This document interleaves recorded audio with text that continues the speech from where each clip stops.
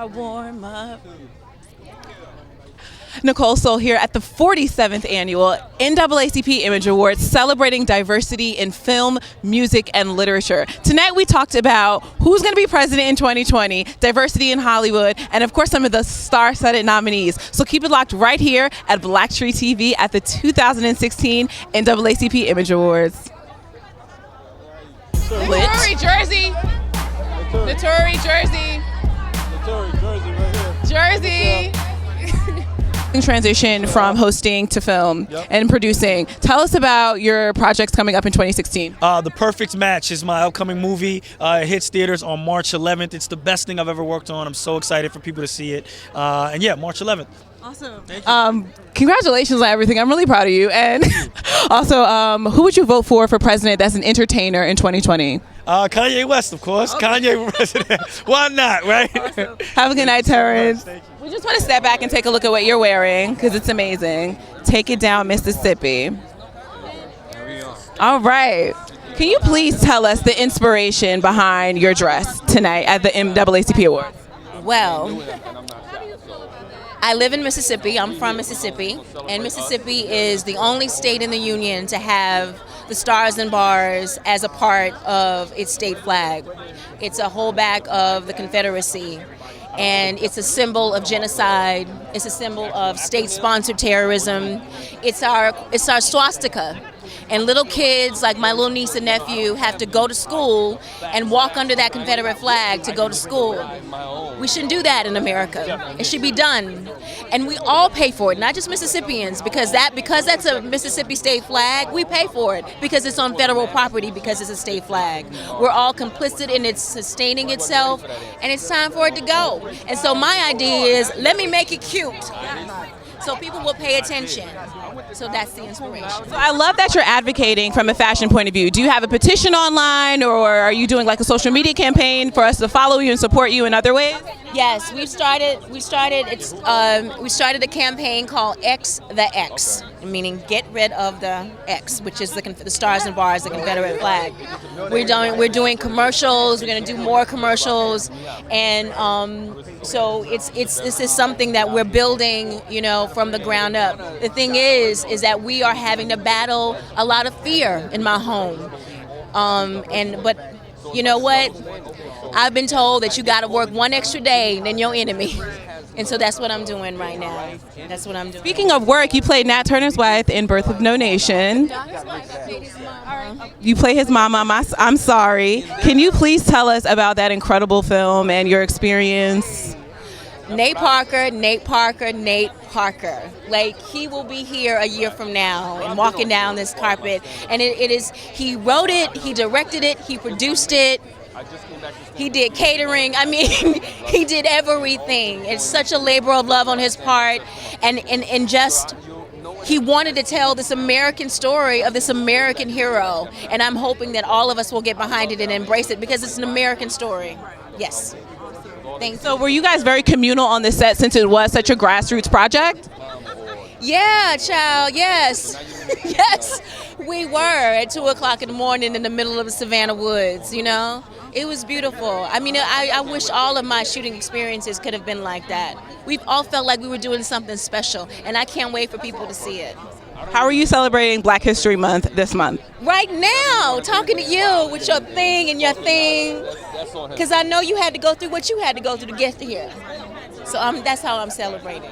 Thank you so much. One last question. If you had to vote for an entertainer for president, who would it be? An entertainer for president? Yes. Ooh, child, that's a question. A lot of people are saying Will Smith and Samuel L. Jackson. Now, that would be funny. We would all be yelled at if Sam won, so that would be entertaining. So, yeah, okay, him. Yes. Obviously, the topic of... Hey. So, you've had an incredible year this year. What do you have cooking up for 2016? 2016, I want to do what I did last year, but on steroids. I'm working on my album right now. We're doing season 2, so I'm working right now. I'm just. When Taraji won for the Golden Globes, it seemed like you all won a great victory. How did that feel? That felt amazing. Like, I grew up, like I told Taraji from day one, I grew up watching her from Baby Boy, from Hustle and Flow. I just was a fan of her work. So when I met her, I was freaking out because I'm like, come on, it's Taraji P. Henson. So to witness that, it was touching because I knew how much she was well deserving, and it was about that time. And you're working on an album right now. Can you tell us about the different sounds that you're incorporating in this project? Yeah, I'm working on my album. My second album. My first album went gold, which was a TV album. My second album, it's a little pressure on that. Do you have any features that we should know about? I just want to get more into what my creative art is, and then maybe a couple features. But look towards it. Congratulations on all your success this year. Have a good day. Nicole Soul here at the 2016 NAACP Awards with Courtney Kim, executive producer of Power. Courtney, how are you? Well, how are you? Doing well. Who are you excited to see tonight? Oh, I'm really excited to see Kenya Barris and Anthony Anderson and Tracy Ellis Ross from Blackish. Blackish is my show. Awesome. And how is it collaborating with Curtis 50 Cent Jackson on Power? It's amazing. He is such a great creative partner, creative collaborator. He's just like he's really fun, and so much of the authenticity of the show comes from him. Who would you pick for president in 2020 that's an entertainer, not a politician? 50. Really? Why? Because we would all laugh all the time. I mean, he's so funny and so smart and so good at running a business. I mean, I think that would be amazing. Awesome. You're trailblazing the television production industry. What advice would you give aspiring producers? Well, I could give advice to writers, and then I became a producer because I was a writer. And what I would say is believe in your story. Get your experience. Don't try to get it all at once. Don't try to be an overnight success. That's not how it happened with me. I worked it for 10 years before this happened. And stay at it. Don't give up because someone tells you no. People are always going to tell us no. That's going to be their first word. So stay in it. And how are you celebrating Black History Month this month? By existing. I know that's right. Black. I mean, I'm black all day long and twice on Sunday, so that is what it is. Are you a Sunday cooker? Random question. Oh, I used to cook before I had my own television show. Now I cook on New Year's Day to make my black-eyed peas, and I cook on Thanksgiving, and that's just about it. Well, congratulations to you, Courtney, and all of your success. Thank you so much for talking. Thank you. Nice to meet you. Nicole Soul here at the 2016 NAACP Awards. Hi, how are you? So we're on to a new year in 2016. What can we expect from you as a performer? As a performer? Yes. I'm going to put it down. You better turn up. What? Turn up, put it down on everything I do. I am going to mash potato on everything. You hear what I'm saying? Yes. No, I'm putting it down. I just got back doing a film. Just got back from Jordan doing another biopic called Sandcastle about these 5 soldiers during the Iraq War who try to help this town and things go awry. So I've done that, and I got some other stuff in the works right now. I'm blessed in the city. Awesome. I have another silly question, but who would you pick for president in 2020 that's a celebrity? Not Kanye, not Trump, not Hillary, someone else. It could be you too. The president. Yes. I would love to be all powerful, but Will Smith. Ooh, or Sam Jackson. Will Smith or Sam Jackson. Sam Jackson, boy, that would be awesome. Yes, they deserved it. But Will Smith. Will Smith. Yeah. What was the best? Will Smith. What was your favorite moment about working on Straight Outta Compton? The camaraderie between my brothers. I mean, being able to play and F. Gary letting us play. He's like he directs like he's in an orchestra. And he's a maestro, and it was great. He let us play and just do it, using all those colors that we have, in our repertoire. He let us paint. How do you feel being a part of this legacy from the rappers of NWA? I'm extremely humbled. I mean, this is way above my pay grade, way above my head. I'm just happy to be a part of it and bring what I could to it, and happy to continue doing that. So, who are you guys most excited about seeing this evening? I want Concussion to win. Yeah, I love Will Smith. I can't lie. I know. I want him to win, but I want everybody to win. Awesome. How are you guys celebrating How are you guys celebrating Black History Month this month? Just be black and proud. I'm not causing a stink. I think that what's very important is to be positive about who you are and where you come from. Let's lay off the negative. Stop It doesn't feeding do it. anything for us. It doesn't. Sometimes we just look like we're complaining when we're still blessed with the awards that are the NAACP awards. There's somewhere for us to come and be home and be acknowledged. That's what we pay attention to. That, and I'm going to buy books and teach my children why they should be proud to be black. That's how. Last question. You guys are on a show called Definitely Divorced, right? A movie. It's a movie on TV1 called Definitely Divorced and comes out February 20th. And it's a comedy. It's a love story in itself. Tell us about your character. Very, very funny. Well, my character is, She gets married. her dream come true. Lucky for me, it's in a movie. But honestly, it's fun. My character's very fun. Shay is a hopeless romantic, and she doesn't really realize how she's married a basket case. And there's a lot of different stories within the movie about getting married and relationships, which is one of the most interesting conversations between men and women, no matter how you flip it. And it's funny. It's really, really funny. We have a great cast. Columbus Short, Golden Brooks, Robin Givens. We all had a great time filming it, and that's because Russ Parr wrote a great film. Awesome. So it seems like you guys had a lot of unity on the show, on the film. What do you think about Stacey Dash's comments about BET and Black History Month? Like, do you agree or do you think it's ridiculous? I'll take this one. As far as Stacey Dash's opinion, we are all entitled to those. I just wish that people like Stacey would be more mindful of how you are just being offensive. It's one thing to be real, it's one thing to be mean.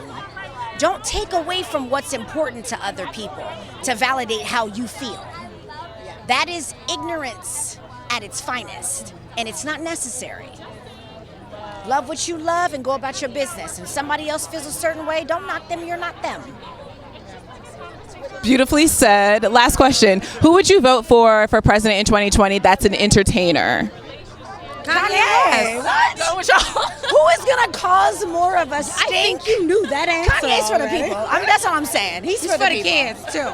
That's all I'm saying. So, well, congratulations, ladies. Have a good night. You guys you're the producer of Next 15, correct? How is it producing reality TV when there's a ton of reality TV content out now? How did you make the Next 15 different? Well, the biggest difference with the Next 15 opposed to other reality shows out there is that we're showing how the producers work with the reality stars. Because the producer gets so much flack in the press, like, oh, is reality real? Is it fake? Did you tell them to do that? So all of those questions will be answered on the Next 15. So unlike the other shows I do, like Atlanta Housewives and Hollywood Divas, the Next 15 really shows how a reality show is made. So that's the best part about it. You guys are ushering in the next wave of African-American male amazingness in Hollywood. What legacy do you want to leave? What was that? What legacy do you want to leave? Well, I think for me, it's a matter of really making sure that my brand, when it comes to really telling the stories of African American, is accurate, that is genuine, and that is meaningful, that it's not all ratchet like most shows are. So I really want to leave that kind of stamp on a few of my shows. When you think of Atlanta Housewives, which is what I do, you see a show that's the #1 show on TV. So I want to be able to really, have more groundbreaking shows like that on the air. So how do you combat the negative stereotypes that shows like Atlanta Housewives receives from the press and other people?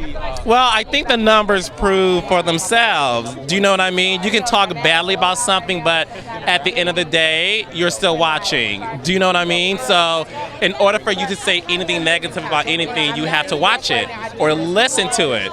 So at the end of the day, the show keeps people talking and it keeps people watching, and the numbers are increasing year to year.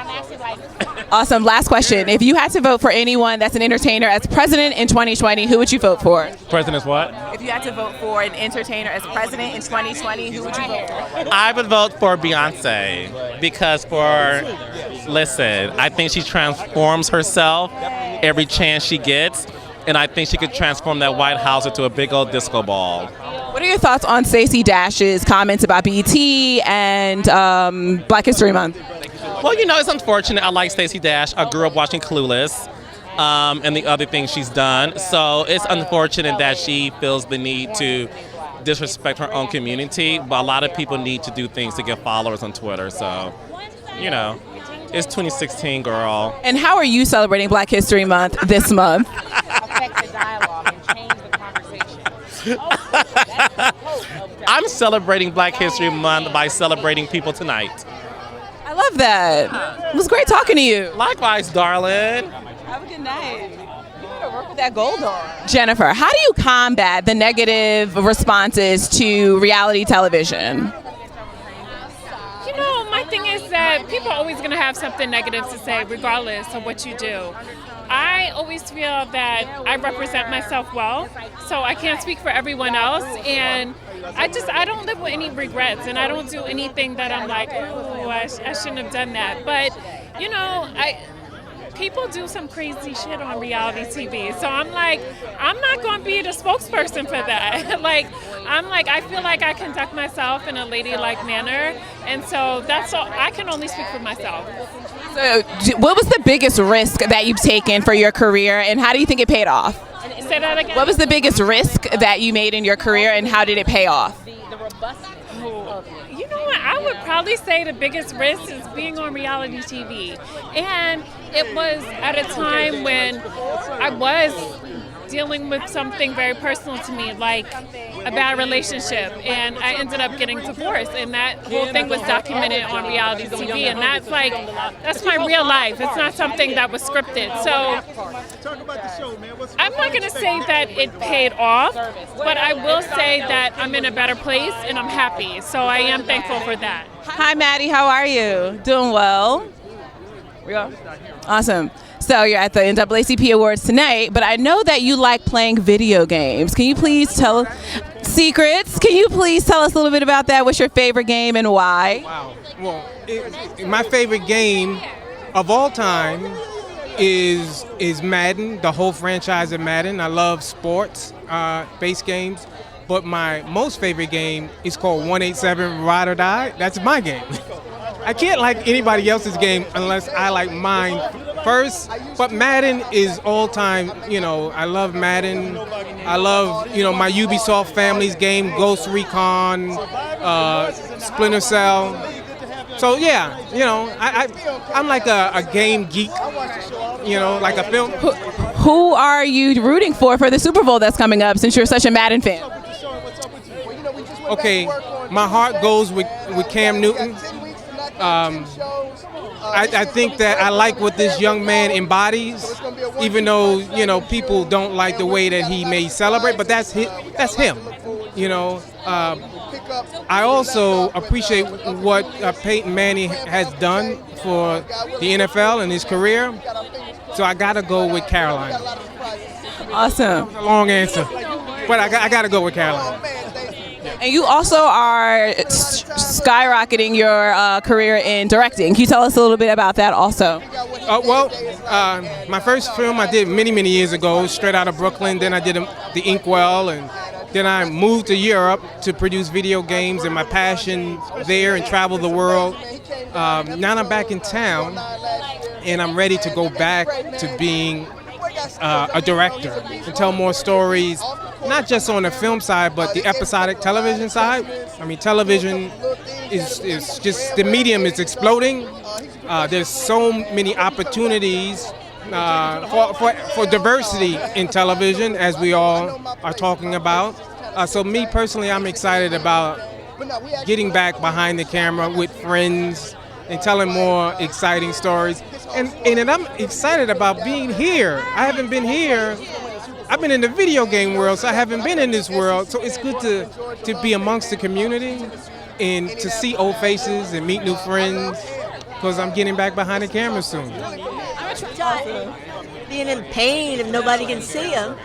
Beauty knows no pain, but it does. So can you tell us about working with Gabrielle Union on being Mary Jane? She is such a professional, and you know she's almost in every scene. And now, executive producer, one of them. I'm just so proud of her. I love to see our younger women now just rocking it. Black girls rock. And what's the biggest risk that you've taken in your career that has paid off? The biggest risk was really pushing to audition for The Color Purple because nobody wanted me. But I believed in myself, and I tell everyone, if you believe in yourself, that's so important. It's who you are. So I'm just grateful that God gave me the strength to just, hey, go for it, girl. Get it. How did you tap into Suge Avery? Just curious, because I do love The Color Purple. I really kind of related to her, you know, to her fears and failures in life. Wonderful and rich, as opposed to something. I just think she was a powerful soul, and I just made up a biography for her secrets and fears, and played them on screen through my eyes when I didn't have dialogue, so I hope it showed through. What advice would you give aspiring writers and actors? Be specific. Know exactly what goals you're trying to accomplish, and accomplish them one at a time. Don't try to chase 5 things at once. As soon as people say, what do you want to do? I want to be an actor, writer, dancer, singer. It's like, okay, well, what do you want to do first? They usually say one thing. I say, okay, attack that. Go accomplish some goal in that area. And then once you do, then what's the next thing? That'd be my advice. Master of None has received amazing reviews in the press. What's your favorite part of working on the show with Aziz? You know what? I think just getting a chance to collaborate, you know, with Aziz, with Alan Yang, with those great actors. I think they write great scripts, you know, but they get to ask us, what do you think of that? Is that true? Is that honest? Would you really say that? And that's always the most exciting thing, because I'm a writer first. So getting a chance to actually like pipe up and have a voice in that process is really awesome. You know, this is very rare. So that was just really cool. And also being in New York City. Yeah, you guys shot on the G train near my house. But last question. Are you writing anything coming up in 2016, 2017? I am. I'm going to start writing a feature, which I can't say anything about, but it's going to be fun. I'm waiting. Hopefully Showtime will let me have a TV show on their network. We're coming through. I'm waiting on a lot of stuff, but it'll be a good year. And last question. If you had to vote for an entertainer to be president, who would you vote for? Jada Pinkett. Andre Fuller, how are you? I'm doing well. Okay, so what's been the biggest risk you've taken in your career, and how has it paid off? Wow. The biggest risk in my career thus far was the first role that I was a series regular on, and I played a down-low gay rapper. And it's risky for that to be your first role, you know, off the assembly line, because you don't want to, you know, it's the fear of getting pigeonholed and stereotyped, and, you know, I'm not worried about the rumors part of it, but I didn't want to be pigeonholed as only being able to play that type of role. But it was a risk that had a huge reward. I was nominated for a Canadian Emmy Award for that role, and it's opened up a lot of other opportunities for me. So you're a black man doing it in Hollywood. What advice would you give aspiring African-American male or female actors? Take your leap of faith.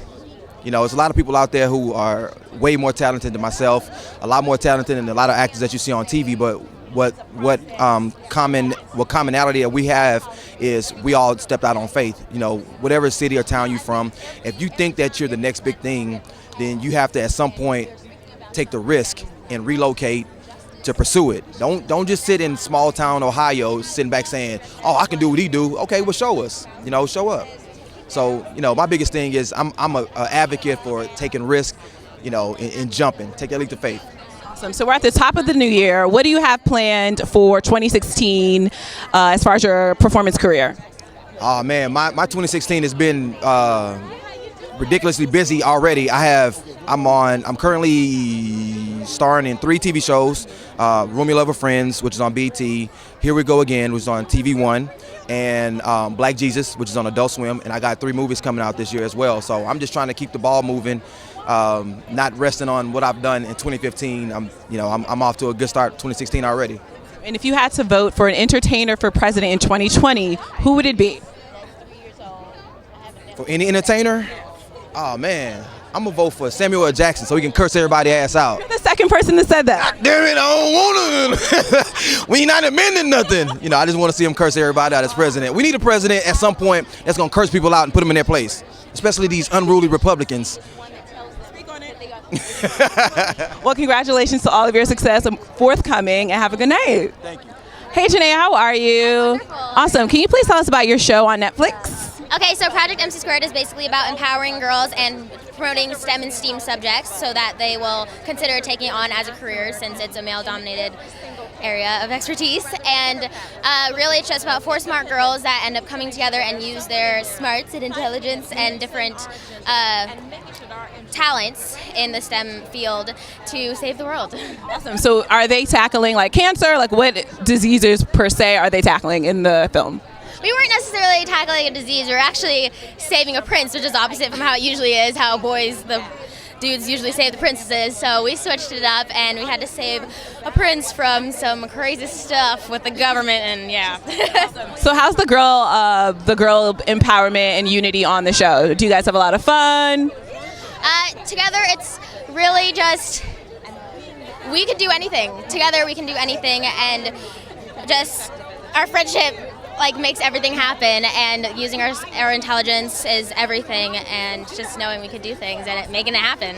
Well, congratulations and have a good night tonight. Thank you so much. So Omarosa, you are so controversial these days. What are your thoughts on Trump and why do you support him? You know, we talk about diversity in entertainment. We also need diversity in politics. As African Americans, we can't just line up for the Democrats every single year. We have to make sure that our voices are heard and we're not being taken for granted. And that's the bottom line. We have to have diversity in politics. That means that there needs to be an African American in every political campaign. Whether it's Carson, Cruz, Bernie Sanders, Hillary Clinton, there has to be a strong African American fighting for our interests in every single camp. And that's who I am. Do you have any intentions on running for anything anytime soon? I ran for school board 2 years ago, LA school board, because our children are the most important, precious contributors to the society. And that's why I ran for school board.